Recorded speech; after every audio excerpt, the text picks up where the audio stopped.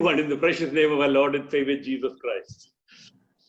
കർത്താവിന്റെ നാമത്തിൽ എല്ലാവർക്കും എൻ്റെ സ്നേഹവന്ദനങ്ങൾ.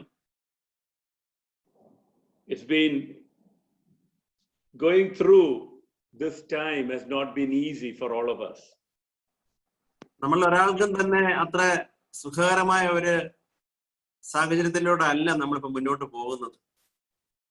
But I want to encourage every one of you in telling you that this same type of situation was experienced by the early apostles through the book of Acts. എന്നാൽ ഞാൻ നിങ്ങളെ എല്ലാവരെയും ഒന്ന് പ്രോത്സാഹിപ്പിക്കാനായിട്ട് പറയട്ടെ, ഇതേ സാഹചര്യങ്ങൾ ഇതിനേക്കാളും കടുത്ത പ്രതിസന്ധിയിലൂടെയാണ് നമ്മുടെ ആദിമ സഭ കടന്നു പോയത്. If you read through the last immediately after the resurrection of Jesus, the disciples were all locked up inside a room for fear of the Jews, so they were under lockdown. നമ്മള് വേദപുസ്തകം നോക്കുമ്പോഴേ യേശുക്രിസ്തുവിന്റെ ഉയർപ്പിന് ശേഷമുള്ള ആ നാളുകളില് നമ്മുടെ കർത്താവിന്റെ ശിഷ്യന്മാരും ഇന്ന് നമ്മൾ ഈ ലോക്ക്ഡൌൺ എന്ന് പറഞ്ഞതുപോലെ അവര് ലോക്ക്ഡപ്പ് അവരെ ഒരു സ്വയം തടങ്കലിലായിരുന്നു അവര്. And Jesus came and stood among them, and you know he wants to remind us that he's with us whatever happens. അങ്ങനെയുള്ള ആ സ്വയം തടങ്കലില് സ്വയം ഏൽപ്പിച്ചു കൊടുത്ത ശിഷ്യന്മാരുടെ ഇടയിലേക്ക് യേശുക്രിസ്തു കടന്നു വരികയും അവരേത് സാഹചര്യത്തിലായാലും താൻ അവരോടൊപ്പം ഉണ്ടാകുമെന്നുള്ളതിന് ഒരു അടയാളമായിട്ട് അവൻ അവരുടെ മുന്നിൽ പ്രത്യക്ഷപ്പെടുകയും ചെയ്തു. As we read through the scriptures, we need to remind ourselves that he is the same even in our situation. He is with us in every situation we go through. നമ്മൾ ഈ വേദപുസ്തകം വായിച്ചു പോകുമ്പോൾ നമ്മളോട് തന്നെ പേർത്തും പറയേണ്ടതായിട്ടുണ്ട്, ഏത് സാഹചര്യത്തിലും അവൻ നമ്മളോടൊപ്പം എന്നും ഉണ്ടായിരിക്കുമെന്നുള്ള കാര്യം. I mean, we're going to go into the second message of reading through Acts. That's the title of the message, reading through Acts. This is part 2. അപ്പോസ്തല പ്രവൃത്തികളിലൂടെ വായിച്ചു പോകുമ്പോൾ എന്നുള്ള ഈ സന്ദേശത്തിന്റെ രണ്ടാം ഭാഗത്തിലേക്ക് നമ്മൾ ഇന്ന് കടക്കുകയാണ്. And today's message is specifically titled Being Led by the Lord Holy Spirit. ഈ രണ്ടാം ഭാഗത്തിന്റെ തലക്കെട്ടെന്ന് പറയുമ്പോൾ അത് പരിശുദ്ധാത്മാവിന്റെ നടത്തിപ്പ് അനുദിന ജീവിതത്തിൽ എന്നുള്ളതാണ്. When you go through the book of Acts, as all of us have gone through, I'm sure at least a few chapters you have read, many of you would have read through this many times maybe. When you go through the book of Acts, you find constantly how the Lord Holy Spirit is leading the apostles and leading the church. അപ്പോസ്തല പ്രവൃത്തികളുടെ പുസ്തകം നമ്മൾ പല ആവർത്തി വായിച്ചിട്ടുണ്ടെന്ന് എനിക്ക് ഉറപ്പുണ്ട്.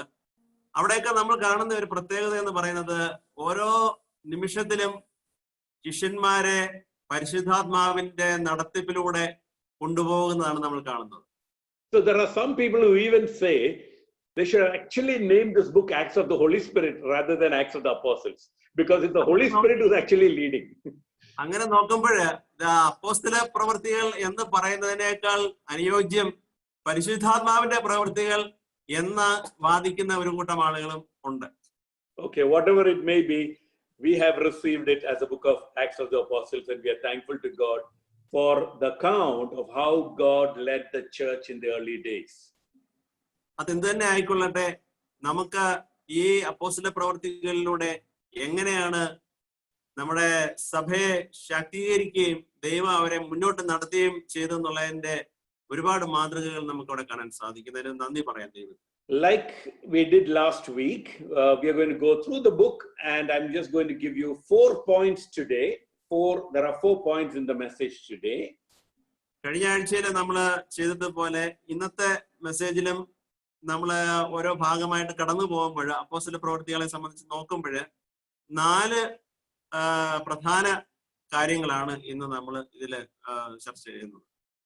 But before that, I'm going to look at the background to it before the book. എന്നാൽ അതിനു മുന്നേ നമ്മൾ ഇത് കൂടുതൽ മനസ്സിലാക്കുന്നതിനായിട്ട് അതിന്റെ പശ്ചാത്തലം ഒന്ന് മനസ്സിലാക്കേണ്ടതുണ്ടല്ലോ. We find that in the Old Testament there were very many prophecies that talked about a time when the Spirit of the Lord would be given to all flesh. We know this famous passage in Joel chapter 2, which talks about the fact that in the last days God had promised he will send his Spirit on all flesh. നമ്മളായി പഴയ നിയമ പുസ്തകങ്ങളിലൂടെ നോക്കുമ്പോൾ അവിടെ അന്ത്യകാലത്ത് എല്ലാവരുടെ മേലും പരിശുദ്ധാത്മാവിനെ കൊണ്ടുവരുമെന്നുള്ള പ്രവചനങ്ങൾ പല ഭാഗത്തും നമുക്ക് കാണാം. സകല ജഡത്തിന്മേലും ആത്മാവിനെ പകരും എന്ന് നാം കാണുന്നുണ്ട് അവിടെ. We won't read these verses, but if you want to take down the notes, it's Joel 2:28-32. അത് യോവേലിന്റെ 2-ാം അധ്യായം 28 മുതൽ 32 വരെയുള്ള വാക്യങ്ങളിലാണല്ലോ അത് പറയുന്നത്. നിങ്ങൾക്ക് വായിക്കുന്നില്ല, അത് നോട്ട് ചെയ്യുന്നവർക്ക് എഴുതി എടുക്കാവുന്നതാണ്. Now, we know that in the Old Testament, certain men and women of God were filled with the Spirit of God, but the Spirit of the living God was not given upon all flesh. നമുക്കറിയാം പഴയ നിയമ പുസ്തകത്തിലെ കുറെ അധികം വിശ്വാസ വീരന്മാർക്ക് നമ്മൾ പരിശുദ്ധാത്മ അഭിഷേകം ലഭിച്ചതായിട്ട് കാണുന്നത്, എന്നാൽ സകല ജഡത്തിന്മേലും അത് നൽകിയതായിട്ട് നാം കാണുന്നില്ല. But whenever the Spirit of the Lord came upon someone, in the Old Testament we are told he did mighty deeds, he did amazing things. എന്നാൽ ഏതെങ്കിലും ഒരുവരിൽ അക്കാലത്ത് പഴയ നിയമകാലത്ത് പരിശുദ്ധാത്മാവിന്റെ നിറവുണ്ട അഭിഷേകം വന്നു കഴിഞ്ഞാൽ വളരെ അതിശയകരമായ കാര്യങ്ങൾ ആ ആൾ ചെയ്യുന്നതായിട്ട് നാം കാണുന്നു. In Exodus chapter 31, don't turn there, we find that Bezalel is filled with the Holy Spirit, and that filling is actually for doing certain craft work, carving work, woodwork exceptionally well. പുറപ്പാടിന്റെ പുസ്തകം 31 നമ്മൾ ബെസലേലിന് ആത്മാഭിഷേകം ലഭിക്കുകയും അദ്ദേഹം ആശാരിപ്പണികളിൽ പ്രാവീണ്യം ലഭിക്കുന്നതായിട്ട് നാം കാണുന്നുണ്ട്. He worked in gold and silver and bronze and stones and carving of wood. So it's amazing in the Old Testament, whenever when the Holy Spirit came upon people, they became exceptionally good in what they were doing. അദ്ദേഹം ബെസലേല് എല്ലാത്തരം ലോഹ വസ്തുക്കളിലും അതുപോലെ തടിപ്പണികളിലും എല്ലാം വളരെ ഏറെ ഈ അഭിഷേകം ലഭിച്ചതിന് ശേഷം അദ്ദേഹത്തിന്റെ ആ പണികൾക്കെല്ലാം കൂടുതൽ മേന്മ കൈവരുന്നതായിട്ട് നമുക്ക് കാണാം. അപ്പൊ അതിന്റെ അർത്ഥം പരിശുദ്ധാത്മാ അഭിഷേകം ലഭിച്ചവരൊക്കെ താന്താങ്ങൾ ഏത് മേഖലയിലായിരുന്നോ അവിടെയൊക്കെ കൂടുതലായിട്ട് ശോഭിക്കുന്നതായിട്ട് നമുക്ക് കാണാൻ സാധിക്കും. So just imagine in the Old Testament, the prophet said, a time is coming, I'm going to put my spirit on all flesh. What would they have thought? Wow, a time is coming, but everyone is going to be so expert in everything. That's exactly what they thought. Yeah. അപ്പൊ പഴയ നിയമകാലത്ത് ആ പ്രവചനം ആ പ്രവാചകന്റെ മനസ്സിൽ എന്താണെന്ന് ഓർത്തു നോക്കിയേ. എല്ലാ ജഡങ്ങളുടെ മേലും സകല ജഡങ്ങളുടെ മേലും ആത്മാവിനെ കൊണ്ടുവരും എന്ന് പറയുമ്പോൾ അവരെന്താ വിചാരിച്ചത്? അവർ മനസ്സിലാക്കിയത് എല്ലാവരും ഇതുപോലെ അവരവരുടെ മേഖലകളിൽ കൂടുതൽ മേന്മ പ്രകടിപ്പിക്കുന്നവരായി മാറുമെന്നുള്ളത് തന്നെ. David in Psalm 51 talks about, do not take your Holy Spirit from me. So we know that David knew that he was filled with the Holy Spirit, that he was led by the Spirit, and he knew that there was a possibility that when he sinned, the Holy Spirit would be taken away. So David was someone who experienced being led by the Holy Spirit. 51 സങ്കീർത്തനത്തിൽ ദാവീദ് ഇങ്ങനെ പ്രാർത്ഥിക്കുന്നതായിട്ട് നാം കാണുന്നു, നിന്റെ പരിശുദ്ധാത്മാവിനെ എന്നിൽ നിന്നും നീക്കം ചെയ്യരുതെന്ന് അവൻ അപ്പൊ അതിൽ നിന്ന് നമുക്ക് അറിയാൻ സാധിക്കുന്നത് പരിശുദ്ധാത്മാവിനെ കുറിച്ച് അവന്റെ നിറവിനെ കുറിച്ചും അഭിഷേകത്തെ കുറിച്ചും ദാവീദിന് അറിയാമായിരുന്നു. അത് എത്രമാത്രം ശക്തിയുള്ളതാണെന്ന് അറിയാമായിരുന്നു. അതുപോലെ താൻ ഒരു പാപത്തിൽ പെട്ടുപോയി കഴിഞ്ഞാൽ ആ പരിശുദ്ധാത്മാവ് തന്നിൽ നിന്ന് പുറപ്പെട്ടു പോകുമെന്നുള്ള സത്യവും അദ്ദേഹം അറിഞ്ഞിരുന്നു. In the book of Ezekiel, we find the prophecies regarding that river that flowed from the temple, and all scholars we are clear that wherever the river flows, there is life. That is talking about the Holy Spirit. യെഹെസ്കേല് തന്റെ പുസ്തകത്തില് ആ ആലയത്തിൽ നിന്നും ഒരു നദി പുറപ്പെട്ടു പോകുന്നതും അതെങ്ങനെ അതിന്റെ ശക്തി കൂടുതൽ വർദ്ധിച്ചു വരുന്നതും അത് പോകുന്ന വഴികളിലൊക്കെയും കൂടുതൽ പേർക്ക് ജീവജലമായിട്ട് അത് മാറുന്നതിനെ കുറിച്ചും അവിടെ പറയുന്നത് നാം കാണുന്നു. So in the Old Testament, there was an expectation that a time is coming where people would have an amazing experience with the Holy Spirit. They didn't understand what it was, but they knew that there was something amazing. അപ്പൊ പഴയ നിയമകാലത്തെ ആളുകൾക്ക് എന്താണെന്ന് പൂർണ്ണമായിട്ട് മനസ്സിലായില്ലെങ്കിലും സകല ജഡത്തിന്മേലും ഒരു കാലത്ത് പരിശുദ്ധാത്മാഭിഷേകം ഉണ്ടാകുമെന്നുള്ളതിനെ കുറിച്ച് അവർക്ക് ധാരണയുണ്ടായിരുന്നു. Now, when it comes to the life of Jesus, we find that it's very clearly mentioned that Jesus was anointed with the Holy Spirit, and he lived all that he did under the of the Holy Spirit. നമ്മൾ കഴിഞ്ഞ പുതിയ നിയമകാലത്തേക്ക് വരുമ്പോൾ യേശു ക്രിസ്തുവിന്റെ ജീവിതത്തെ നോക്കുമ്പോഴും അവിടെ നമ്മൾ കാണുന്ന എന്താണ്? യേശു ക്രിസ്തുവും ആ പരിശുദ്ധാത്മാ നിറവിൽ ജീവിക്കുകയും ആ ജീവിതത്തിന്റെ അങ്ങനെയുള്ള ഒരു ജീവിതത്തിന്റെ ഉത്തമ ദൃഷ്ടാന്തമായി മാറുന്നത് നാം കാണുന്നുണ്ട്. And so he's a model. He's an example for all of us. He's a demonstration of a life that is fully and totally filled with the Holy Spirit. പരിശുദ്ധാത്മാ നിറവിലുള്ള ഒരു ജീവിതത്തിന്റെ ഒരു യഥാർത്ഥ മാതൃക നമുക്കൊരു അതിന്റെ ഒരു ചിത്രം, ഒരു രേഖാചിത്രമാണ് യേശുവിന്റെ ജീവിതം നാം നോക്കി കാണുമ്പോൾ നമുക്ക് ലഭിക്കുന്നത്. But not only that he lived, Jesus taught about the coming Holy Spirit. അപ്പൊ യേശുക്രിസ്തുവിന്റെ ജീവിതം പരിശുദ്ധാത്മ നിറവിലുള്ള ഒരു ജീവിതം മാത്രമായിരുന്നില്ല, അതിന്റെ ഒരു പ്രകടനം മാത്രമായിരുന്നില്ല, മറിച്ച് അത് അവൻ തന്റെ ശിഷ്യരിലേക്ക് അത് അവരെ പഠിപ്പിക്കാനും അവൻ ശ്രദ്ധിച്ചു എന്നുള്ളതാണ്. When he was talking even to Nicodemus, he said, you should be born again of the Spirit. So he said, the experience of meeting with the Father in repentance is an experience of the Holy Spirit. നിങ്ങൾ പരിശുദ്ധാത്മാവിൽ വീണ്ടും ജനിക്കണമെന്ന് യേശു പറയുമ്പോൾ പിതാവായ ദൈവത്തെ കണ്ടുമുട്ടുന്നതിനുള്ള ആ അനുഭവത്തിലേക്ക് പോകുക എന്ന് പറയുന്നത് അത് പരിശുദ്ധാത്മാവിന്റെ നിറവിലൂടെ മാത്രമേ സാധിക്കൂ എന്നുള്ള ആ ഒരു മർമ്മമാണ് അതിലൂടെ അവൻ നമ്മെ പഠിപ്പിച്ചത്. John chapter 4 we find we can only worship the Lord through the Holy Spirit. യോഹന്നാൻ 4-ാം അധ്യായത്തില് അവൻ നമ്മളെ ഇങ്ങനെ പഠിപ്പിക്കുന്നു, നമുക്ക് ദൈവത്തെ ആരാധിക്കുവാനായിട്ട് പരിശുദ്ധാത്മാവിലൂടെ മാത്രമേ സാധിക്കുകയുള്ളൂ. In John chapter 7, Jesus calls all people to come to him and that rivers of living water will flow. John 7:37 to 39. And the writer John writes, this he said about the Holy Spirit which we were to receive after the resurrection.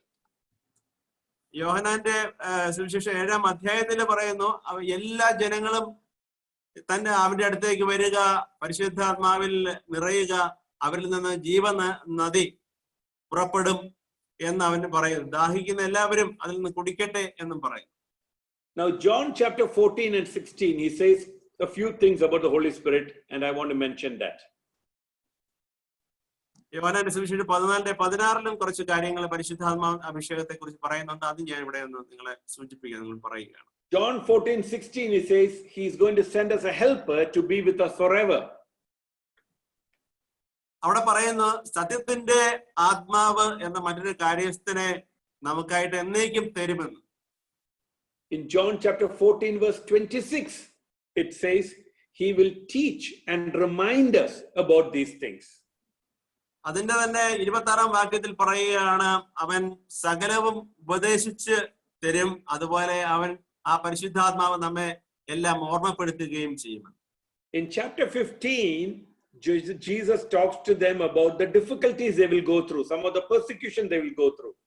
15-ാം അധ്യായത്തില് തന്റെ ശിഷ്യന്മാരെ കടന്നു പോകാൻ സാധ്യതയുള്ള കുറെ പ്രതിസന്ധികളെ കുറിച്ചാണ് അവിടെ പറയുന്നത്. And then he says, but I will send you a paraclete. And many of our Bibles, some of the Bibles it is translated as counselor or helper. But I think the more relevant thing based on the context is comforter. Even when you're going through difficulties, the Holy Spirit will come and comfort you.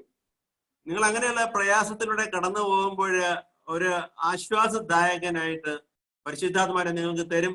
പല Bible വേദപുസ്തകത്തിന്റെ പല വേർഷനിലും ഈ ഭാഗത്തെ ചിലയിടത്ത് ഒരു കാര്യസ്ഥനായിട്ട് പറയുന്നു, അങ്ങനെ പലതരത്തിൽ പറയുന്നുണ്ട്. എനിക്ക് ഏറ്റവും ആശ്വാസദായകൻ എന്ന് പരിശുദ്ധാത്മാവിനെ വിശേഷിപ്പിക്കാനാണ് ഇവിടെ ഇഷ്ടം. കാരണം അത് നമ്മുടെ പ്രയാസങ്ങളിൽ നമ്മളെ ആശ്വസിപ്പിക്കുന്ന ആത്മാവായതുകൊണ്ട്.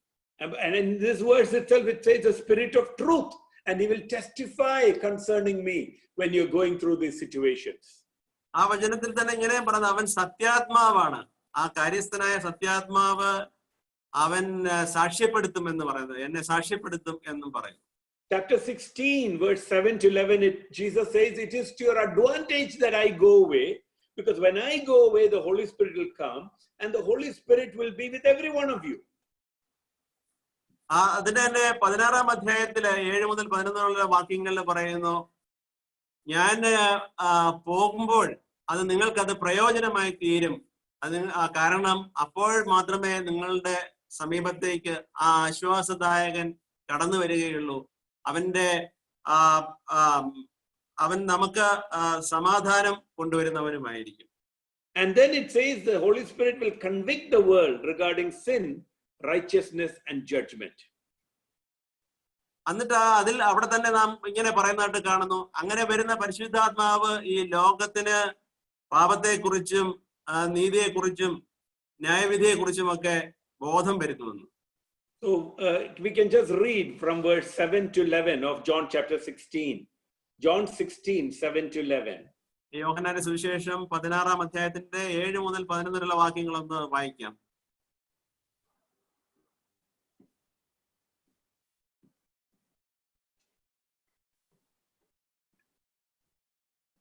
എന്നാൽ ഞാൻ നിങ്ങളോട് സത്യം പറയുന്നു, ഞാൻ പോകുന്നത് നിങ്ങൾക്ക് പ്രയോജനം.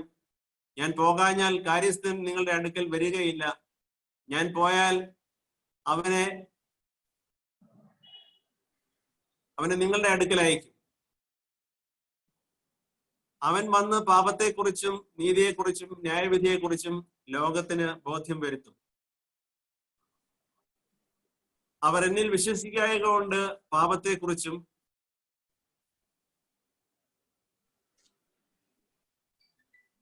ഞാൻ പിതാവിന്റെ അടുക്കൽ പോകുകയും നിങ്ങൾ ഇനി എന്നെ കാണാതിരിക്കുകയും ചെയ്യുന്നതുകൊണ്ട് നീതിയെക്കുറിച്ചും ഈ ലോകത്തിന്റെ പ്രഭു വിധിക്കപ്പെട്ടിരിക്കെ കൊണ്ട് ന്യായവിധിയെക്കുറിച്ചും തന്നെ.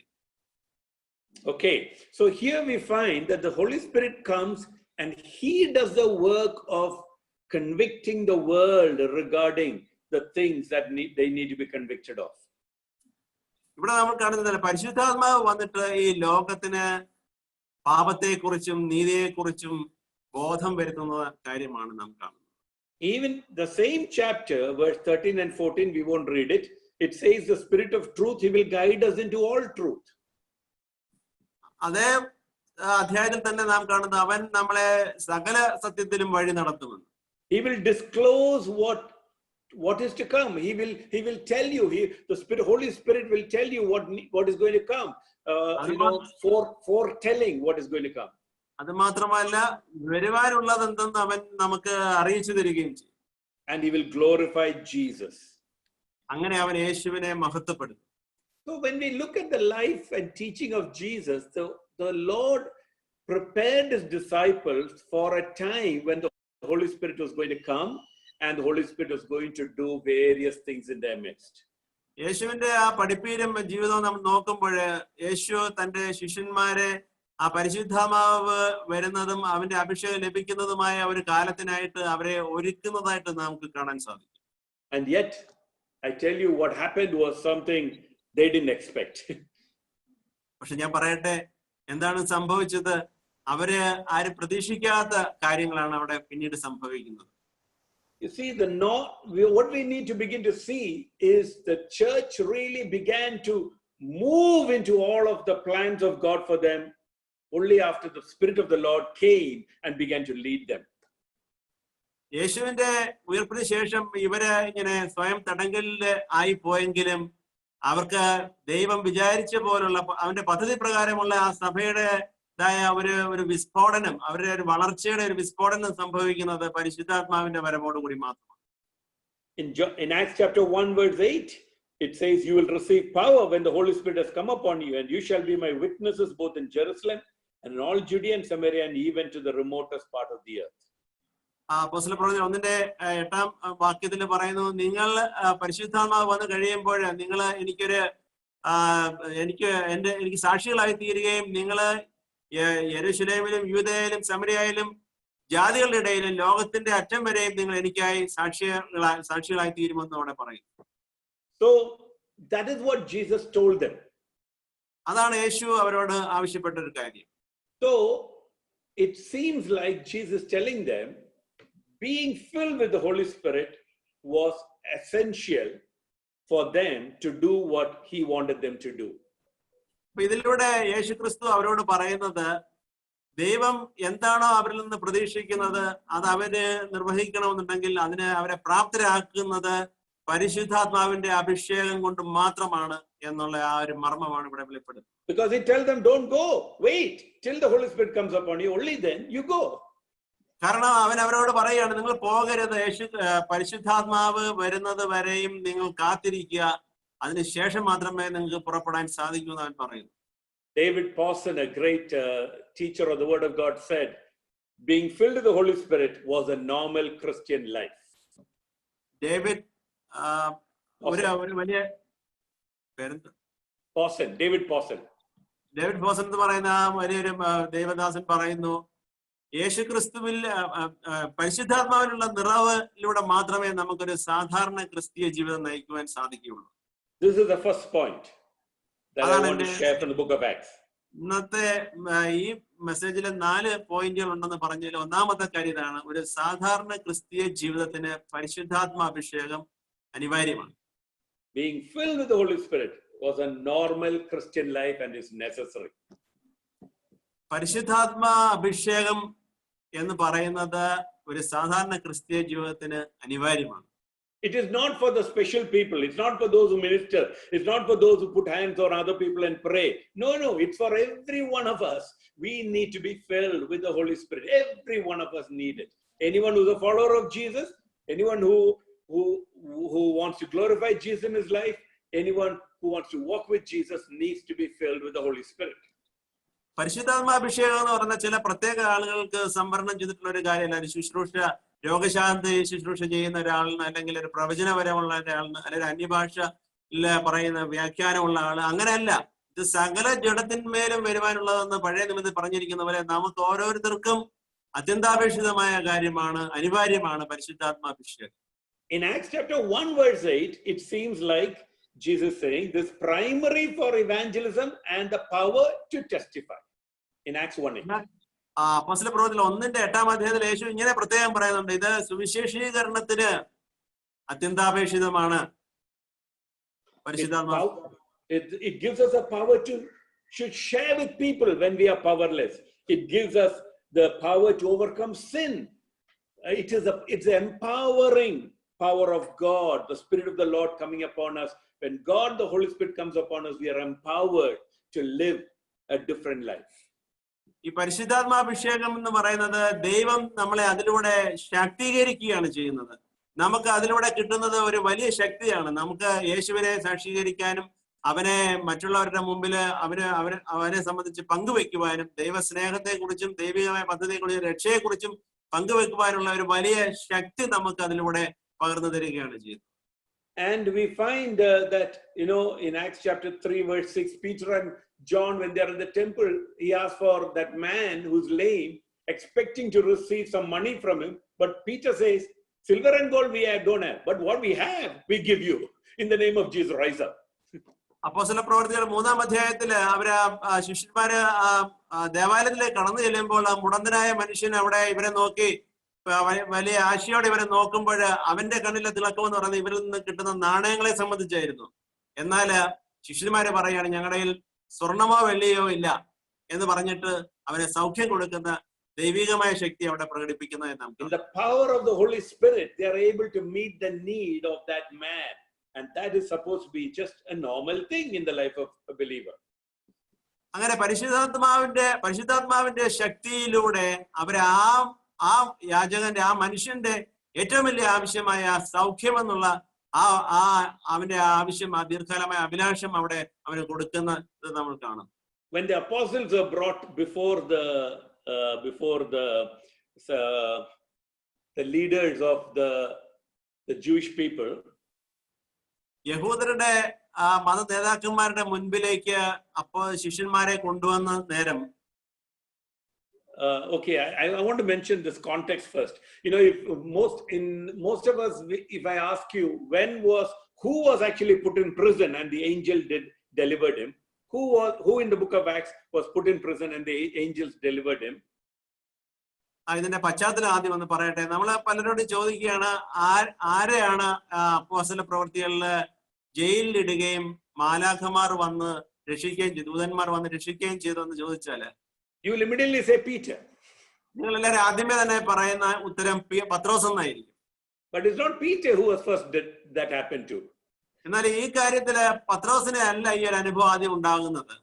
If you read through Acts chapter 5 from 17 onwards, we find all the 12 apostles were put in prison and the angel came and delivered all of them. That's the first time. അപ്പോസ്തലപ്രവൃത്തികൾ 5-ാം അധ്യായത്തിൽ നാം കാണുന്ന എല്ലാ ശിഷ്യന്മാരും ജയിലിൽ അടയ്ക്കപ്പെടുകയും അവരെ ദൂതന്മാർ വന്ന് അവിടുന്ന് വിടുവിക്കുകയും ചെയ്യുന്നതായിട്ട് നാം കാണുന്നു. And then in chapter 12, Peter was also put in prison.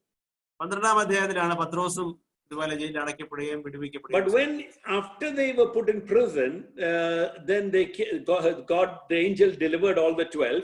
And then when they were brought before the leaders, it's interesting, Peter talks to them. ആ 12 ശിഷ്യന്മാരും ജയിലടയ്ക്കപ്പെട്ട് പിന്നീട് അവിടുന്ന് ദൂതന്മാരാൽ വിടുവിക്കപ്പെടുകയും ഈ മത നേതാക്കന്മാരുടെ മുമ്പിൽ അവരെ കൊണ്ടുവരികയും ചെയ്യുമ്പോൾ അവിടെ അതിന് നേതൃത്വം വഹിച്ചുകൊണ്ട് സംസാരിക്കുന്നത് പൗലോസ് ആണ്. അത് പത്രോസ് ആണ് അവിടെ സംസാരിക്കുന്നത്. And he says there are quite a few verses, but in verse 32 he says, and we are, chapter 5:32, and we are witnesses of these things, and so is the Holy Spirit whom God has given to those who obey him. അവിടെ 5-ാം അധ്യായത്തിന്റെ 32-ാം വാക്യത്തിൽ ഇങ്ങനെ പറയുന്നു, ഈ വസ്തുതയ്ക്ക് ഞങ്ങളും ദൈവം തന്നെ അനുസരിക്കുന്നവർക്ക് നൽകിയ പരിശുദ്ധാത്മാവും സാക്ഷികളാകുന്നു. You see, in chapter 2 verse 38, Peter had already preached before. ആ 2-ാം അധ്യായത്തിന്റെ 38-ാം വാക്യത്തില് ഇത് നേരത്തെ തന്നെ പത്രോസ് സംസാരിച്ചു കഴിഞ്ഞതാണ്. Repent and believe each one in the name of Jesus for the forgiveness of sins, and you will receive the gift of the Holy Spirit. നിങ്ങൾ മാനസാന്തരപ്പെട്ട് നിങ്ങളുടെ പാപങ്ങളുടെ മോചനത്തിനായി ഓരോരുത്തൻ യേശുക്രിസ്തുവിന്റെ നാമത്തിൽ സ്നാനമേൽപ്പിൻ, എന്നാൽ പരിശുദ്ധാത്മാവെന്ന ദാനം ലഭിക്കുമെന്ന്. Why did Peter say this? എന്തുകൊണ്ടാണ് പത്രോസ് ഇവിടെ ഇങ്ങനെ പറയുന്നത്? Because he had experienced this in chapter 2 when the Spirit of the Lord came upon them on the day of Pentecost, and all of them received the gift of the Holy Spirit. Not just the apostles, not just the main preachers, everyone received. അതിന്റെ കാരണം 2-ാം അധ്യായത്തിൽ നാം ഇങ്ങനെ കാണുന്നുവല്ലോ, പെന്തക്കോസ്ത് ദിനത്തില് അവരുടെ മേൽ പരിശുദ്ധാത്മാവിന്റെ അഭിഷേകം വന്നു. അത് ശിഷ്യന്മാരുടെ മേൽ മാത്രമല്ലായിരുന്നു, അല്ലെങ്കിൽ അവിടുത്തെ പ്രധാന ശുശ്രൂഷക്കാരുടെ മേൽ മാത്രമല്ല, അവിടെ ഉണ്ടായിരുന്ന സകലരുടെയും മേല് പരിശുദ്ധാത്മാഭിഷേകം ഉണ്ടായി. You find in chapter 4, after the John and Peter and John were put in the prison, brought before the Sanhedrin and they were released, they came back and they reported to the rest of the people what happened. 4-ാം അധ്യായത്തില് അവർ ആ സന്നദ്രിൻ സംഘത്തിന്റെ മുമ്പിൽ ഹാജരാക്കപ്പെട്ടതിന് ശേഷം അവർ പുറത്ത് കടന്നു വന്നിട്ട് സകല ജനത്തോടും സംഭവിച്ചതിനെ കുറിച്ച് അവർ വിവരിക്കുന്നത് കാണുന്നു. Then they start praying. എന്നിട്ട് അവർ പ്രാർത്ഥിക്കാൻ തുടങ്ങുന്നു. And at the end of the prayer in chapter 4 verse 31 it says, and when they prayed, the place they had gathered to was shaken, and they were all filled with the Holy Spirit and began to speak the word of God with boldness. അവർ പ്രാർത്ഥിച്ചപ്പോൾ സംഭവിച്ചതിനെ കുറിച്ച് 4-ാം അധ്യായം 31-ാം വാക്യത്തിൽ ഇങ്ങനെ പറഞ്ഞു, ഇങ്ങനെ പ്രാർത്ഥിച്ചപ്പോൾ അവർ കൂടിയിരുന്ന സ്ഥലം കുലുങ്ങി, എല്ലാവരും പരിശുദ്ധാത്മാവ് നിറഞ്ഞവരായി ദൈവവചനം ധൈര്യത്തോടെ പ്രസ്താവിച്ചു. You see, and so it was something that was given to everyone, not just one or two people. It's not just for Peter, it's not just for Apostle Paul, or it's not just for Apostle John. It was for all people. അപ്പൊ ഇവിടെ നാം മനസ്സിലാക്കുന്നത് അത് ഏതെങ്കിലും ശിഷ്യന്മാർക്ക് മാത്രമായിട്ടോ അല്ലെ പത്രോസിന് മാത്രമായിട്ടോ അല്ലെ യോഹന്നാന് മാത്രമായിട്ടോ അല്ല, അവിടെ ഉണ്ടായിരുന്ന സകലർക്കും മേൽ ആ അഭിഷേകം, പരിശുദ്ധാത്മാഭിഷേകം നിറഞ്ഞു എന്നുള്ളതാണ്. In this same point we see that they were filled again and again. അവിടെ അവർ വീണ്ടും വീണ്ടും പരിശുദ്ധാത്മാവിൽ നിറയുന്നതായിട്ട് നാം കാണുന്നു. Chapter 2 to 4 they were all filled for the first time. 2-ാം അധ്യായത്തിന്റെ 2 മുതൽ 4 വരെയുള്ളിടത്ത് ഇങ്ങനെ കാണുന്നു, അവരെല്ലാം ആദ്യമായിട്ട് ആ ആത്മാവിൽ നിറഞ്ഞു. Then 4:31 they were again filled. 4:31 വീണ്ടും അവരെ ആത്മാവിൽ നിറഞ്ഞതായിട്ട് കാണുന്നു. And you find that they understand, they keep getting filled in Samaria, in Ephesus, in different places, different places they are being filled. അതിനുശേഷം അവരെ തുടർമാനമായിട്ട് അവർ പോകുന്നിടത്തേക്കും വീണ്ടും വീണ്ടും പരിശുദ്ധാത്മാവിൽ നിറയുന്നതായിട്ട് കാണുന്നു. Now let me address another very important point. ഞാൻ നിങ്ങളെ മറ്റൊരു സുപ്രധാനമായ ഒരു കാര്യത്തിലേക്ക് ഞാൻ നിങ്ങളെ ഉദ്ദേശിക്കുന്നു. This is part of the first point only. അതാ ഒന്നാമത്തെ പോയിന്റിന്റെ ഭാഗം തന്നെയാണ്. Being filled with the Holy Spirit did not make one perfect. പരിശുദ്ധാത്മാഭിഷേകത്താൽ ആ നിറവിൽ അങ്ങനെ ഒരു അനുഭവത്തിൽ കടന്നു വന്നതുകൊണ്ട് ഒരാളും പൂർണ്ണരാകുന്നില്ല. You see, this is something we take pains to teach in our church. Walking this Christian life is a journey. ഇക്കാര്യം സഭയില് പഠിപ്പിക്കുവാനായിട്ട് വളരെയേറെ നമുക്ക് പ്രയത്നിക്കേണ്ടി വരുന്നുണ്ട്. കാരണം ക്രിസ്തീയ ജീവിതം എന്ന് പറയുന്നത് അതൊരു പ്രയാണമാണ്. Through church history, you find many groups of people who actually talked about if you're filled, first you get born again, then you get filled with the Spirit. When you get filled with the Spirit, you are like totally sanctified. ഈ സഭയുടെ സഭയുടെ തുടക്കം മുതൽ ഇങ്ങോട്ടുള്ള കാലഘട്ടത്തിലെ ഓരോ പഠിപ്പീരുകളും നമ്മൾ നോക്കുക. പലപ്പോഴും നിങ്ങൾ ആദ്യമേ രക്ഷ പ്രാപിക്കുക, അതിനുശേഷം മാനസാന്തരപ്പെട്ട് രക്ഷ പ്രാപിച്ച് പരിശുദ്ധാത്മാഭിഷേകം ലഭിക്കുന്നതോടെ നിങ്ങൾ പൂർണ്ണരായി എന്ന മട്ടില് പഠിപ്പിച്ചു പോകുന്നതായിട്ട് കാണുന്നു. And it has got many different people, different groups have given it different names. But when we look through the teaching of Scripture, you find that God wants us to continue to be filled. But even when people who are filled are still growing, there are still many areas in their life which are not yet perfect. പല പേരുകളില് പല ഗ്രൂപ്പുകള് ഈ പഠിപ്പീരിനെ കുറിച്ച് പറയുന്നുണ്ട്. പരിശുദ്ധാത്മാ നിറവ് കിട്ടുന്നതോടെ അഭിഷേകത്തോടു കൂടി എല്ലാം പൂർണ്ണമായത്. എന്നാല് വേദപുസ്തകത്തിന്റെ വെളിച്ചത്തിൽ നമുക്ക് മനസ്സിലാകും, നമ്മൾ കാണുന്നത് അത് നമുക്ക് പഠിപ്പിച്ചു തരുന്നത് നമുക്ക് നമ്മുടെ ജീവിതത്തിലെ ഈ ക്രിസ്തീയ ജീവിത യാത്രയിൽ ഉടനീളം നാം പരിശുദ്ധാത്മാ അഭിഷേകം വീണ്ടും വീണ്ടും പ്രാപിച്ചുകൊണ്ടിരിക്കണം എന്നുള്ളത് തന്നെ. They were filled many times. അവര് വീണ്ടും അതിനെ പ്രാപിച്ചുകൊണ്ടിരുന്നു, നിറവിലേക്ക് ലഭിച്ചുകൊണ്ടിരുന്നു. But they also had weaknesses that God had to teach them, correct them, rebuke them, where they had to continue to walk with the Lord. എന്നാല് ആ ക്രിസ്തീയ ജീവിത യാത്രയില് അവരുടെ കുറവുകൾ ദൈവം അവർക്ക് കാണിച്ചു കൊടുത്തു. ആ കുറവുകൾ മാറ്റാനായിട്ട് ദൈവം അവരെ സഹായിച്ചു. അവരെ വീണ്ടും വീണ്ടും ദൈവം അവരെ ചിലയിടത്ത് അവരോട് ദൈവം കോപിക്കുന്നു, ചിലയിടത്ത് അവരെ ആ പാപബോധത്തിലേക്കും തെറ്റിലേക്കും ഒക്കെ അവരെ ദൈവം കൈ ചൂണ്ടി കാണിക്കുന്നു. In chapter 6, we find that people who are filled with the Holy Spirit, they had problems of partiality and, favoritism and all those problems, and they had to deal with that. 6-ാം അധ്യായത്തില് നാം കാണുന്നുണ്ട് ഈ ആത്മാവിൽ നിറഞ്ഞവരായ ആളുകളുടെ ഭാഗത്തുനിന്ന് പക്ഷപാതപരമായ സമീപനങ്ങളും അങ്ങനെയുള്ള അതിനെക്കുറിച്ചുള്ള പരാതികളും ഒക്കെ ഉണ്ടാവുന്നതിനെ കുറിച്ചുള്ള പരാമർശങ്ങൾ നമുക്ക് 6-ാം അധ്യായത്തിൽ കാണാമല്ലോ. In chapter 15, at the end, we find that even Paul and Barnabas, filled with the Holy Spirit and preaching and great apostles, even they had problems. But God continued working through both their lives. 15-ാം അധ്യായത്തിന്റെ അവസാന ഭാഗത്ത് ഇത്രയും വലിയ അഭിഷേകത്തിന് ഉടമകളായ പൗലോസും ബർന്നബാസും തമ്മിലും അഭിപ്രായ വ്യത്യാസങ്ങൾ ഉണ്ടാകുന്നതും അവർ തമ്മിൽ ഉഗ്രവാദം ഉണ്ടായിട്ട് വേർപിരിയുന്നതിനെ കുറിച്ചൊക്കെ നാം അവിടെ കാണുന്നു. Another thing that people have in their mind is, if I am filled with the Holy Spirit and I'm walking with Him, then I don't have any problems. I don't have any difficulties.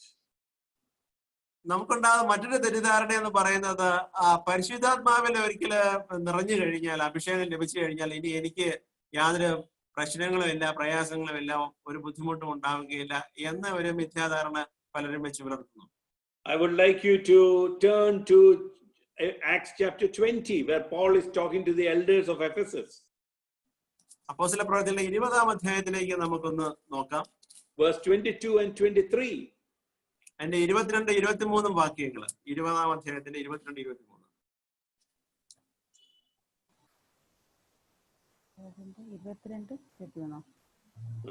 ഇപ്പോൾ ഇതാ ഞാൻ ആത്മാവിനാൽ ബന്ധിക്കപ്പെട്ടവനായി യെരൂശലേമിലേക്ക് പോകുന്നു. ബന്ധനങ്ങളും കഷ്ടങ്ങളും എനിക്കായി കാത്തിരിക്കുന്നു എന്ന് പരിശുദ്ധാത്മാവ് പട്ടണം തോറും പറയുന്നതല്ലാതെ അവിടെ എനിക്ക് നേരിടുവാനുള്ളതൊന്നും ഞാൻ അറിയുന്നില്ല. Very interesting. Paul is saying, the Holy Spirit is telling me that wherever I go, I don't know what's going to happen. One thing I know, I'm going to face persecution. You see, this whole understanding that if you're walking with the Spirit and full of the Spirit, we will not have any problem is not is an unbiblical thought. It is not in the Scripture. പരിശുദ്ധാത്മാഭിഷേകം ലഭിച്ച് ആ നടത്തിപ്പില് മുന്നോട്ട് പോകുന്നതോടുകൂടി തനിക്ക് ഒരു പ്രയാസങ്ങളും പ്രതിസന്ധികളും ഉണ്ടാവില്ല എന്ന് ആരെങ്കിലും കരുതുന്നെങ്കിൽ അത് വേദപുസ്തകത്തിന്റെ പഠിപ്പീരിനെതിരായ ഒരു ചിന്തയാണ്. ഇവിടെ നമ്മൾ പൗലോസിന്റെ തന്നെ കാര്യം ഇവിടെ പറയുന്നത് ഇപ്പൊ വായിച്ചു കേട്ടല്ലോ. അവന് അഭിഷേകം ഉണ്ടെങ്കിലും അവനെ കാത്തിരിക്കുന്ന ബുദ്ധിമുട്ടുകള് എന്താണെന്ന് ഒന്നും നേരത്തെ കൂട്ടി അറിയത്തില്ല. ചെന്നിടത്തൊക്കെ പ്രയാസങ്ങളിലൂടെ കടന്നു പോകേണ്ടി വന്നു. In verse 24, we find Paul saying, I don't count my life as any good, only that I want to live for Jesus. That's what we need to pray. Not that, Lord, take away all the problems. We need to pray, oh Lord, help me to fulfill your will for my life. 24 വാക്യത്തിൽ ഇങ്ങനെയാണ് പൗലോസ് പറയുന്നത്, എന്റെ പ്രാണനെ വിലയേറിയതായി ഞാൻ എങ്കിലും ഞാൻ എന്റെ പ്രാണനെ വിലയേറിയതായി എണ്ണുന്നില്ല. എന്റെ ഓട്ടവും ദൈവകൃപയുടെ സുവിശേഷത്തിന് സാക്ഷ്യം പറയേണ്ടതിന് കർത്താവ് യേശു തന്നെ ശുശ്രൂഷയെ തികയ്ക്കണമെന്നേ എനിക്കുള്ളൂ എന്നാണ് പറയുന്നത്. So being filled with the Holy Spirit was part of the normal Christian life. That's the first thing. ആ ഒരു സാധാരണ ക്രിസ്തീയ ജീവിതത്തിന്റെ ഉത്തമമായ ഏറ്റവും അത്യന്താപേക്ഷിതമായിട്ടുള്ള ഒരു കാര്യമാണ് പരിശുദ്ധാത്മാഭിഷേകം എന്ന് പറയുന്നത്. Point number 2, let me move on. രണ്ടാമത്തെ point, being filled with the Holy Spirit was life changing, enabled them to lead supernatural life. പരിശുദ്ധാത്മാഭിഷേകം ലഭിക്കുക എന്ന് പറഞ്ഞ ആ നിറവിലായിരിക്കുക എന്ന് പറഞ്ഞാല് അത് വളരെ അസാധാരണമായ ഒരു ജീവിത ശൈലിക്കുള്ള ഒരു ശക്തി പ്രാപിക്കുന്ന ഒരു കാര്യമാണ്. I mean, let's just look at the life of Peter. നമുക്ക് അത് പത്രോസിന്റെ ജീവിതത്തെ ഒന്ന് ദൃഷ്ടാന്തമായിട്ട് എടുക്കാം. We won't read the verses, but I'll explain some of the instances. വചനഭാഗങ്ങൾ വായിക്കുന്നില്ലെങ്കിൽ ഞാൻ അത് വിശദീകരിക്കാം. In Luke 22:31-34, Jesus wants them. Peter wants Peter. Peter, you're going to deny me. And Peter says, no. Even if I have to die, I will never deny you. അവിടെ ഈ പത്രോസിനെ സംബന്ധിച്ച് യേശു പറഞ്ഞു, നീ എന്നെ 3 പ്രാവശ്യം തള്ളി പറയുമെന്ന് പറയുമ്പോൾ പത്രോസ് ഒരിക്കലും അംഗീകരിക്കാൻ തയ്യാറാവുന്നില്ല. ഇല്ല, എന്റെ കർത്താവ്, ഞാൻ ഒരിക്കലും അങ്ങനെ ചെയ്യില്ല എന്നാണ് അവനവിടെ പറയുന്നത്. But in that same chapter, Luke 22:54-62, Peter denies Jesus at the, because he doesn't have the courage to face a small girl and someone else. People who are not even big people, but Peter doesn't have the courage to tell, I am a follower of Jesus. എന്നാൽ അതേ അധ്യായത്തിന്റെ തന്നെ താഴോട്ടുള്ള വചനഭാഗങ്ങളിൽ നാം പത്രോസിനെ ഇങ്ങനെ കാണുകയാണ്. വേറെ സാധാരണക്കാരായ ആളുകളുടെ മുന്നിൽ പോലും താൻ യേശുവിന്റെ ശിഷ്യനാണെന്ന് ഏറ്റു പറയാനുള്ള ഒരു ധൈര്യം, ഒരു ആർജവം അദ്ദേഹത്തിന് ഇല്ലാതെ പോകുന്നു. At the end of the chapter, he repents, he cries, and he's so in remorse that he has betrayed the master. എന്നാല് പെട്ടെന്ന് തന്നെ ആ അധ്യായത്തിന്റെ അന്ത്യത്തോട് തന്നെ താൻ എത്രമാത്രം ഒരു വല്ലാത്ത പതനത്തിലാണ് പെട്ടുപോയത്. തന്റെ ഗുരുവിനെ താൻ ഒറ്റ കൊടുത്തുവല്ലോ എന്നുള്ള ആ ഒരു വലിയൊരു ചിന്താക്ലേശത്തില് പെട്ടുപോകുന്ന പത്രോസിനെ നാം അവിടെ കാണുന്നു. But Peter was part of the group of the disciples who were all locked up in after resurrection. They were all locked up for fear of the Jews.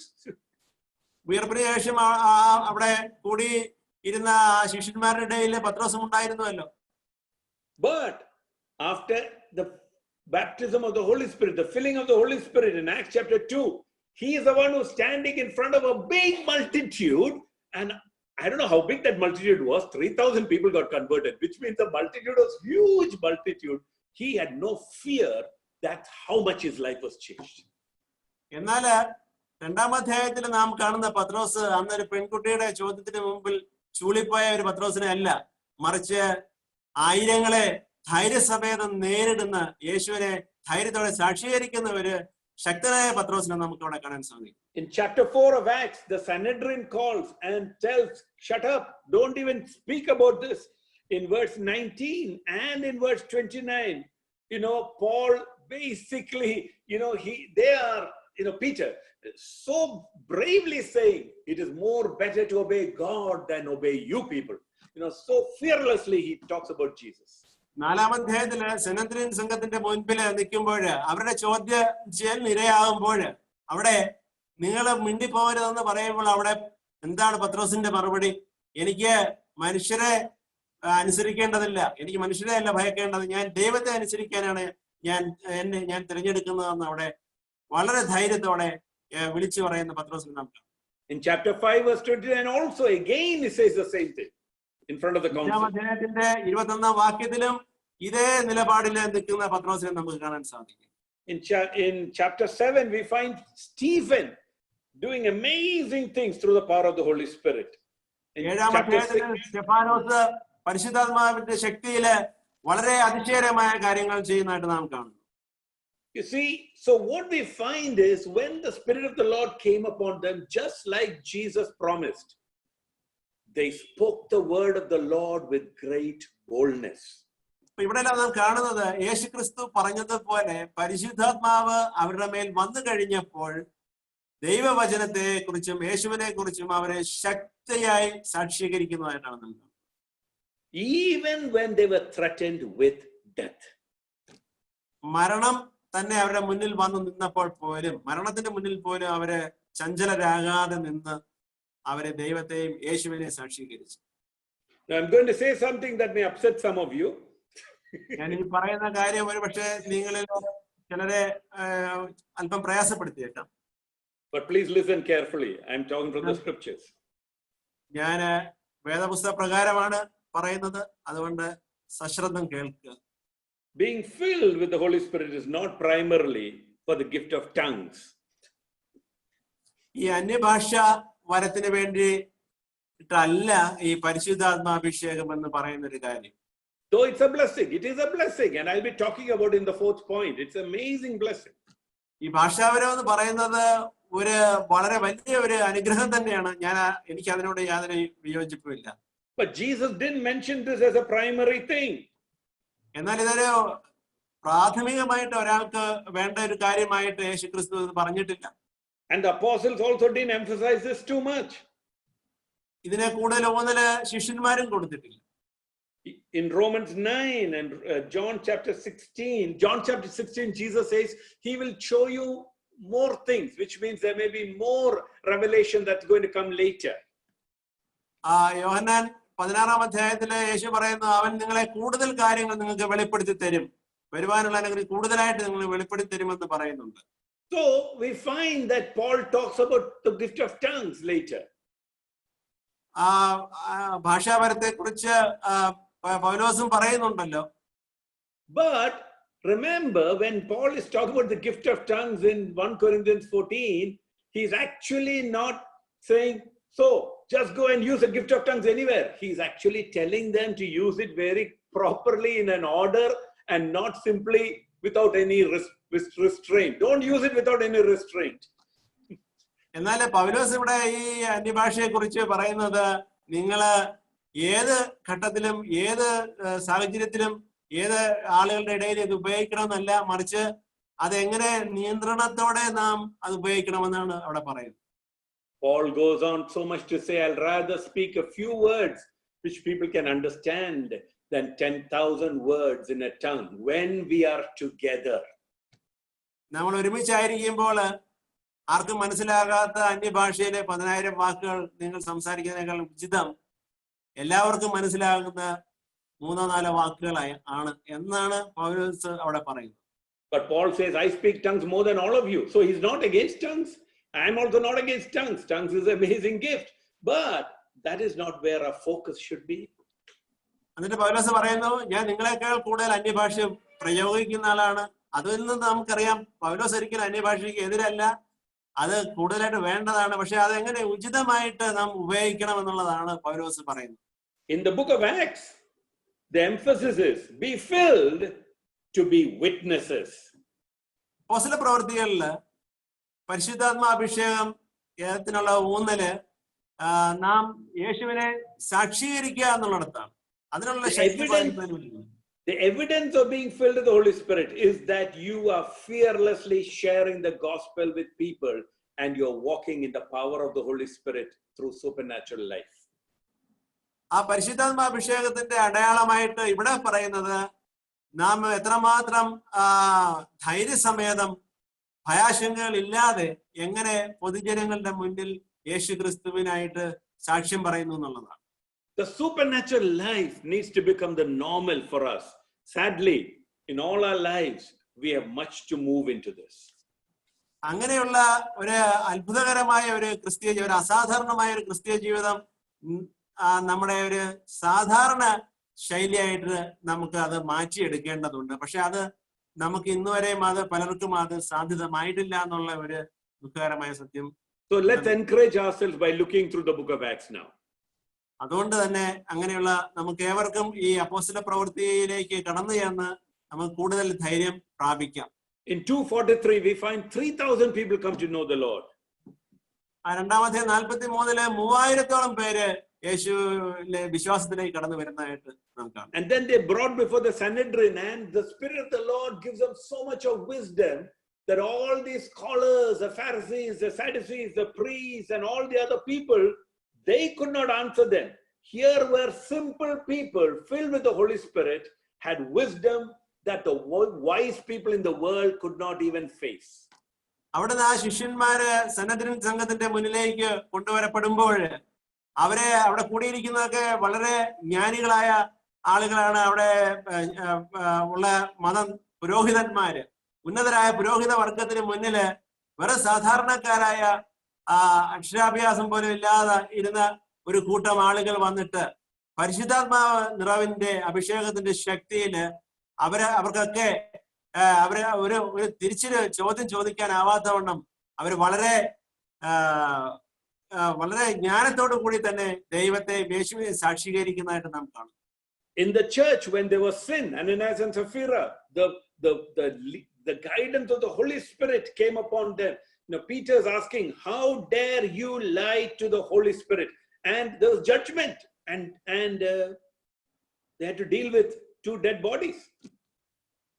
ആ സഭയില് അനനിയാസും സഫീറയുടെയും ആ പാപത്തെ കുറിച്ച് ഉള്ള ആ തിരിച്ചറിവ് പൗലോസ് അത് കണ്ടുപിടിക്കുമ്പോൾ ആ പരിശുദ്ധാത്മാ നിറവില് അതിനെ ചോദ്യം ചെയ്യുമ്പോൾ അവിടെ അവശേഷിച്ചിരിക്കുന്നത് അവരുടെ രണ്ടുപേരുടെയും ജഡങ്ങളാണ്, അവരുടെ ഡെഡ് ബോഡിയാണ്. In Acts chapter 5, 15 to 16 and verse 12, we find amazing signs and miracles are done through the apostles.